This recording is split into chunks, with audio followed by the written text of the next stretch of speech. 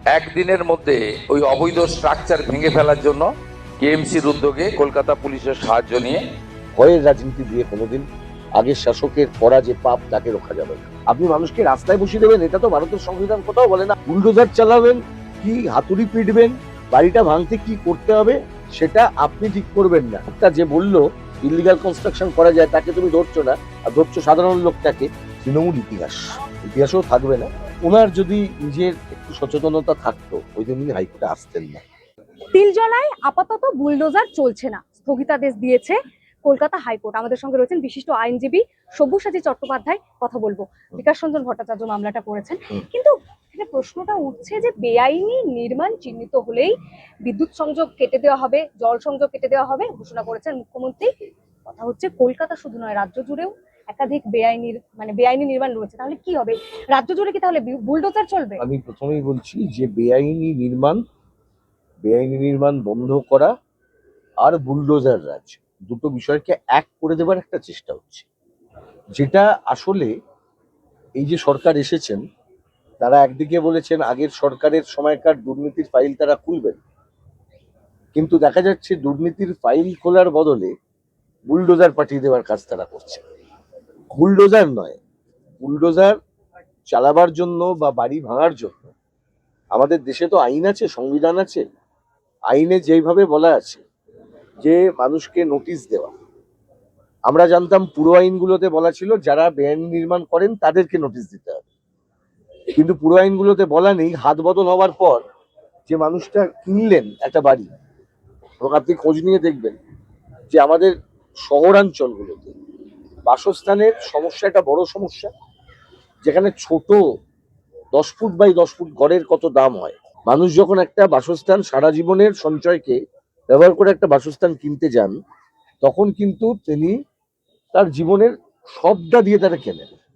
তারপরেও দেখা যাচ্ছে এখানে বহু বাড়ি, হাজারে হাজারে বাড়ি হয়েছে, নির্মাণ হয়েছে, যেগুলো তৎকালীন যারা ক্ষমতায় ছিলেন গত 15 বছর ধরে, যারা প্রাতিষ্ঠানিকভাবে দুর্নীতির একটা স্বীকৃতি দিয়ে দিয়েছিলেন, এবং প্রাতিষ্ঠানিক দুর্নীতির মতনই এই পুরো আইনকে বুড়ো আঙুল দেখিয়ে বেআইনি নির্মাণ করাটা একটা বেড়ে গেছিল। যেমন আমি যেখানে বসে আছি এই হাওড়ায়, যখন এখানকার মেয়র ছিলেন তৃণমূল কংগ্রেসের নেতা ডক্টর রতিন চক্রবর্তী, যদিও বর্তমানে তিনি বিজেপির নেতা, তার আমলে পুরসভা একটা মেয়রিং কাউন্সিল রেজলিউশন করিয়ে বললেন পার স্কোয়ার ফিট আনঅথরাইজ পোর্শনের জন্য টাকা দাও, আমি ওটা লিগাল করে দেবো। অথচ মানুষের সাথে এত বড় প্রতারণা করা হলো, আইনের কোনো পরিবর্তন করা হলো না, বিধানসভায় কোনো আইন পাস হলো না। বিধানসভায় পাশ করা আইন বলছে, যে আইনটা রয়েছে হাওড়া মিউনিসিপাল কর্পোরেশন অ্যাক্ট, যে এখানে বেআইনি যদি কোনো নির্মাণ হয় তাকে আইনি করা যায় না, বেআইনিটা বেআইনি থাকে। ছোট যদি মাইনর ডিভিয়েশন কোনো জায়গায় হয়, সেই মাইনর ডিভিয়েশনটাকে রেগুলারাইজ করা যেতে পারে একটু ফিস দিয়ে। কিন্তু আপনি দেখলেন গত 15 বছর একটা খুব জনপ্রিয় শব্দবন্ধ অ্যাডমেস প্ল্যান চালু করে দিল। মাঝে মধ্যেই আমি লোকজনের সাথে কথা বলি, বিশেষত যারা নির্মাণের সঙ্গে যুক্ত আছেন, ছোটখাটো প্রমোটারির কাজ করেন, এইসব কেন করছো? বলছে এই তো ভোট হয়ে যাবে কর্পোরেশনের, তারপরেই আবার ওই আগের মতন হয়ে যাবে, টাকা দিয়ে হয়ে যাবে। তখন আমরা বারবার বলেছি এগুলো প্রতারণা করছে, মানুষের সাথে প্রতারণা করছে। ঠিক যেভাবে আজকে বলা হচ্ছে না, মিডিয়ার একটা অংশ যেন মনে হচ্ছে তিলজলাতে, তপসিয়াতে, খিদিরপুরে, টিকিয়াপাড়াতে, পিলখানাতে এই জায়গাগুলোতে এগুলোতে আনঅথরাইজড কনস্ট্রাকশন হয়েছে। আমি একটু আগে প্রেস কনফারেন্স করেছি হাওড়ায়, আমি দেখিয়েছি 85 পাতার ডকুমেন্ট হাওড়া কর্পোরেশন দিয়েছে, যে বাড়িগুলো বেআইনি নির্মাণ তার একটা বড় অংশ উত্তর হাওড়া, বালি, মধ্য হাওড়া, শিবপুর, এই সমস্ত অঞ্চলে হয়েছে। আজকে দাঁড়িয়ে আপনি এলাকা চিহ্নিত করছেন, কেন করছেন না করছেন আমরা বুঝতে পারছি না। এমন তো নয়, আমরা পশ্চিমবাংলার মানুষ, আমরা বুঝি কার মাথায় কি রাজনীতি চলছে, মিডিয়ার মাথাতেও কি রাজনীতি চলছে। সংখ্যালঘুদের টার্গেট করার জন্যই করা হচ্ছে। একেবারেই। স্বচ্ছ ভারত নাম দিয়ে একটা প্রোগ্রাম কেন চালু হয়েছিল? প্রথম তাদেরকে ঘেটোর মধ্যে রাখো, তাদেরকে ছোট জায়গার মধ্যে ঢুকিয়ে দাও, তারপর তাদেরকে দিয়ে মারপিট করাও, তাদের কাছ থেকে কাজ কর্ম শিক্ষা কেড়ে নাও, কেড়ে তাদের এমন একটা পরিস্থিতি তৈরি করো যে পরিস্থিতিতে দাঁড়িয়ে তাদেরকে দেখেই বলে যাওয়া যায় যে এরা এই তো এইখানেই নোংরা হয়, এই তো এখানেই ক্রিমিনাল তৈরি হয়, এইখানেই গন্ডগোল হয়, সব সন্ত্রাসবাদী মুসলমান, মনে আছে বিজেপির লাইন, আরএসএস এর লাইন, ওই লাইনটাকে এস্টাবলিশ করার জন্য এই মিডিয়া খবর করছে। ওই তপসিয়ায় দেখতে পান, আর রতিন চক্রবর্তীর যে আনঅথরাইজ কনস্ট্রাকশনটা নেতাজি সুভাষ রোডে আছে সেটা তো দেখতে পাচ্ছে না। তৃণমূলের মেয়র ছিলেন যার আমলে এই unauthorised construction per square foot theory চালু হয়েছিল, কেন দেখতে পাচ্ছেন না? উনি এখন বিজেপির নেতা বলে। তো আলটিমেটলি শুভেন্দু অধিকারীর এই যে একের পর এক সিদ্ধান্ত, এগুলোকে আপনি কিভাবে দেখছেন? মুখ্যমন্ত্রী শুভেন্দু দেখুন, অধিকারী মুখ্যমন্ত্রী শুভেন্দু অধিকারী তার কথাবার্তা যখন তিনি বলেছেন উনি আইনকে বলবৎ করছেন।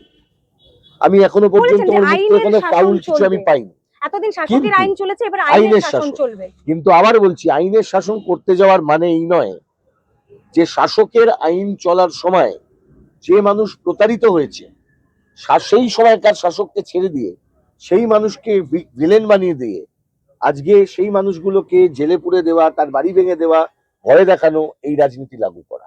ভয়ের রাজনীতি দিয়ে কোনোদিন আগের শাসকের করা যে পাপ তাকে রোখা যাবে না। বিজেপি যদি মনে করে যে ওই পথে যাবে, বিজেপি কিন্তু তৃণমূলে তার বেশি সময় বাকি নেই, ওটাই কিন্তু বিজেপি আবার শুরু করে দেবে। ওই একই পদ্ধতি, বিজেপিকে মানুষ তো তৃণমূলকে হাঁটানোর জন্য ভোট দিয়েছেন, শুভেন্দুবাবুই বলছেন, আমরাও বলছি, তৃণমূলকে ওপর রাগে লোকে বিজেপিকে ভোট দিয়েছে।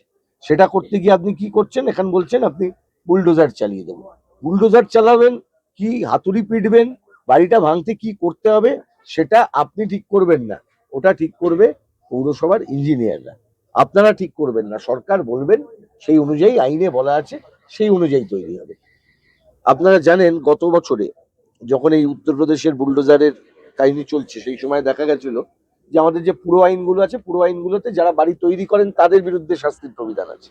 কিন্তু ধরুন যিনি কিনেছেন, দুবার তিনবার হাত বদলের পর সেই বাড়িটা কিনেছেন, সেই মানুষটা তো জানেন না সেই বাড়িটা কি হয়েছে। মানুষটা জানেন না কেন? এবার বলতে পারে কেন জানো না? কেন তোমার দেশে এত শিক্ষা নেই? তুমি সব মানুষ সবকিছু আইন জেনে যদি করে ফেলতো তাহলে তো আর হয়ে যেত না। মানুষকে জানানোর কাজ কার ছিল?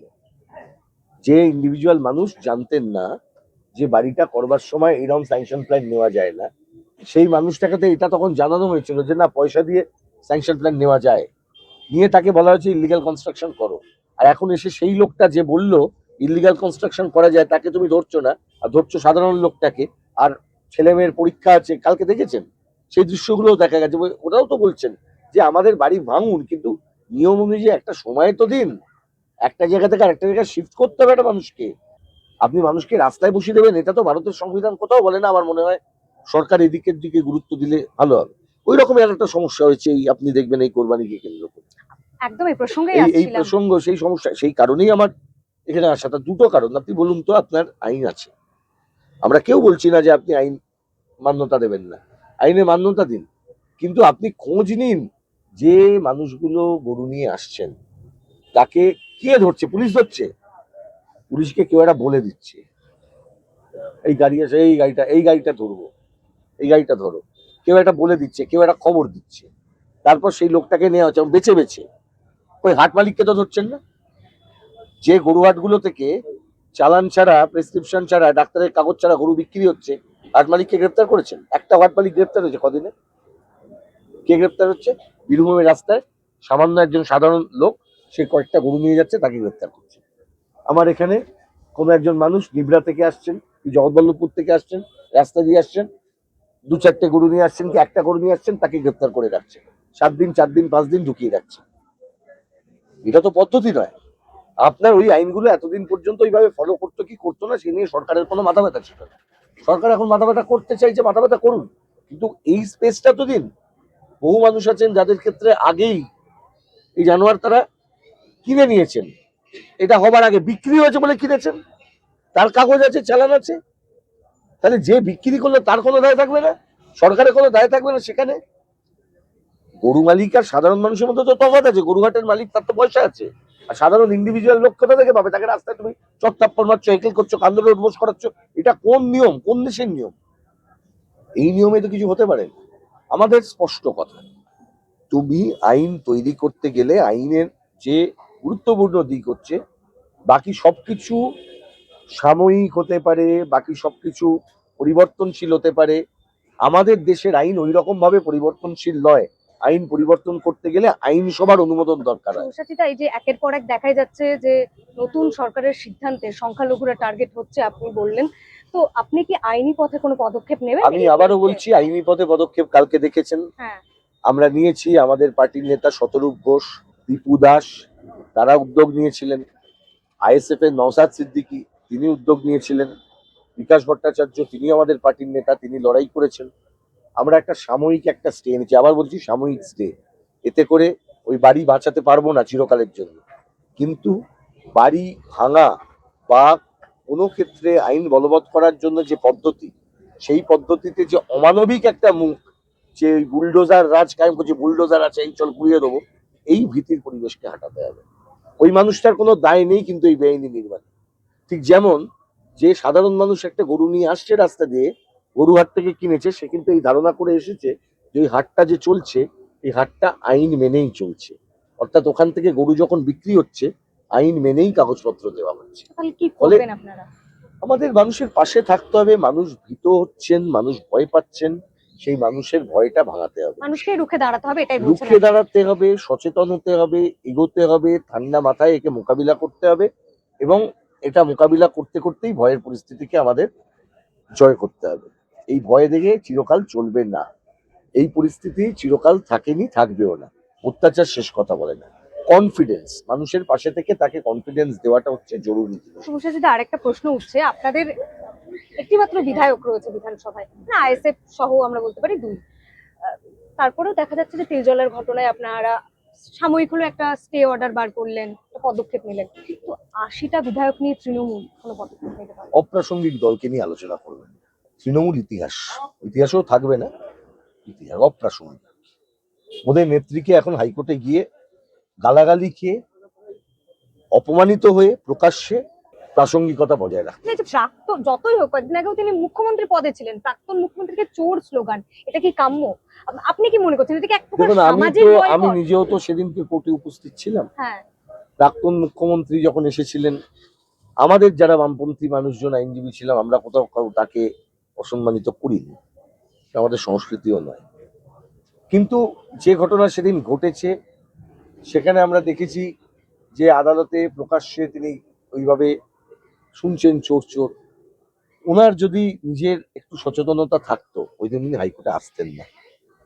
আমার কাছে খবর থাকতে পারে সারা পশ্চিমবাংলা জুড়ে জনরোষ চলছে তৃণমূলের। ওনার কাছে খবর ছিল না, উনি খবর করতেই গেছিলেন। মানে প্রচারের আলোয় পজিটিভ বা থাকাটাই- নেগেটিভ একটা খবর ওনার দরকার ছিল। উনি কোনোদিনই এটার প্রকৃত সমাধানের পথ খুঁজেননি। তার জন্য এই সমস্যার দিকে আজকে পশ্চিমবাংলাকে পড়তে হয়েছে, ওনার গিমিকের রাজনীতির জন্য। আমার কাছে যদি একটা সমস্যা থাকে, সেই সমস্যাটাকে তো সমস্যা বলেই ধরতে হবে।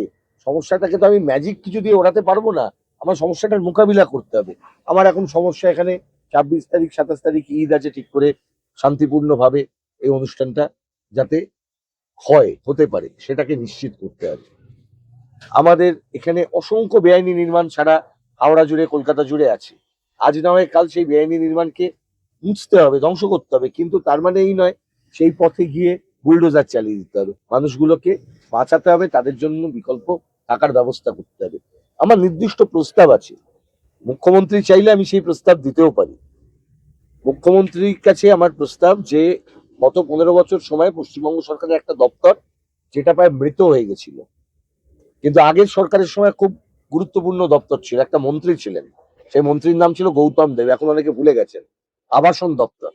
আবাসন দপ্তরের কাজ ছিল যে পশ্চিমবঙ্গের বিভিন্ন জায়গায় সব রকম মানুষের জন্য, লোয়ার ইনকাম গ্রুপ যাদেরকে এলআইজি বলা হয়, মিডল ইনকাম গ্রুপ এমআইজি বলা হয়, হায়ার ইনকাম গ্রুপ অনেক টাকা রোজগার করে, lower income group middle income গ্রুপের জন্য একটা বন্দোবস্ত করা, যাতে একটা নির্দিষ্ট রেটে এবং সরকারি গ্যারান্টিতে তারা যেন একটা বাসস্থানের ব্যবস্থা করতে পারে।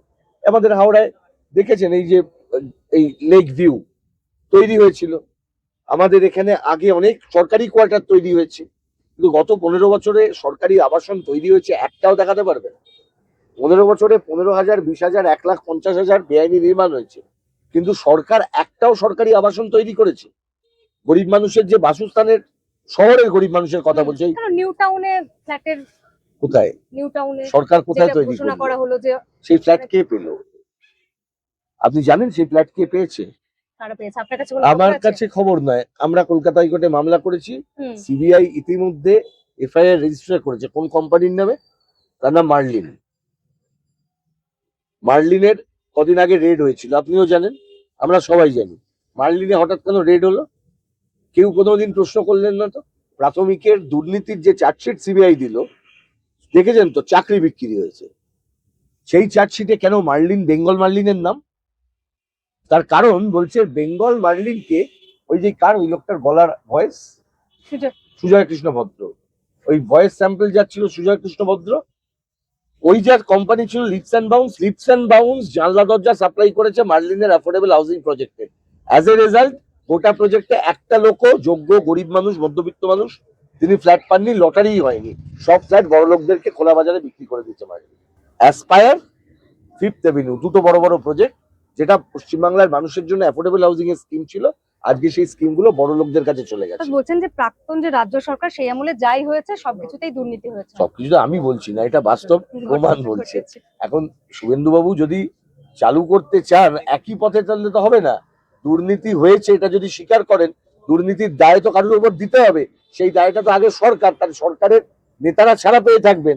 আর আপনি যে লোকটা সব গরিব মানুষ, খেটে খাওয়া মানুষ, সামান্য সারা জীবনের সঞ্চয় দিয়ে একটা দু কামরার ফ্ল্যাট কিনেছেন, আপনি সেই ফ্ল্যাটটাকে ভেঙে দিয়ে একটা বুলডোজার দাঁড় করে দিলে সেই মানুষটারই বা কনফিডেন্স কোথায় যাবে?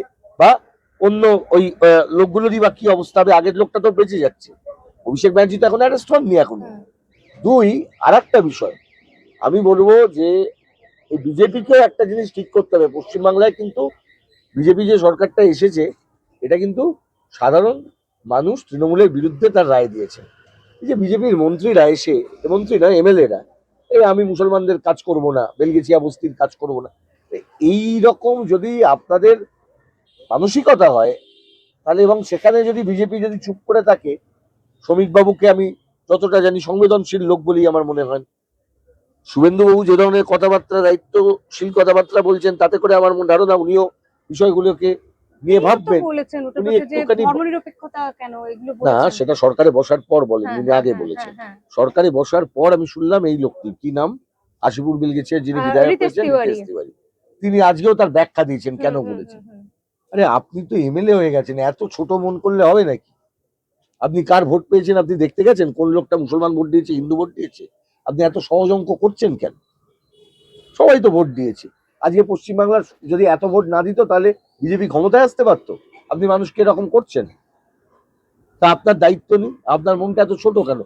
আপনার নেতারা তো বলছে বড় মন করুন, তা আপনি ছোট মন করছেন কেন? আমি শুভেন্দুবাবুকে বলবো এই ধরনের যারা ব্যক্তি, তারা যেন এই ধরনের মন্তব্য থেকে বিরত থাকে। উচিত হচ্ছে না এই ধরনের কথা বলা। মানুষের কনফিডেন্স লুজ হয়, এই কাজ করা ঠিক না।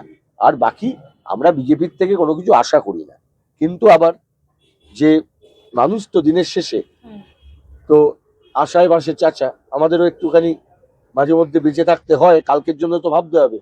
আমি তো পশ্চিমবঙ্গটা রাতারাতি জঙ্গলের রাজত্বে পরিণত হতে চাইতে পারি না। আমার তো এই আশাও থাকবে যে পশ্চিমবঙ্গে যে সরকার আছে সরকারের মতন কাজ করবে। জঙ্গলরাজই তো এখন ঠিক করা হচ্ছে বিজেপির কথায়। প্রশ্ন হচ্ছে জঙ্গলরাজ ঠিক করার জন্য আইন আছে, জঙ্গলরাজ ঠিক করার জন্য যদি জঙ্গলের আইন লাগু হয়ে যায় তাহলে তো মুশকিল। ওই কারণেই বললাম, বাড়ি ভাঙার সাথে বুলডোজারের সম্পর্ক দয়া করে করবেন না।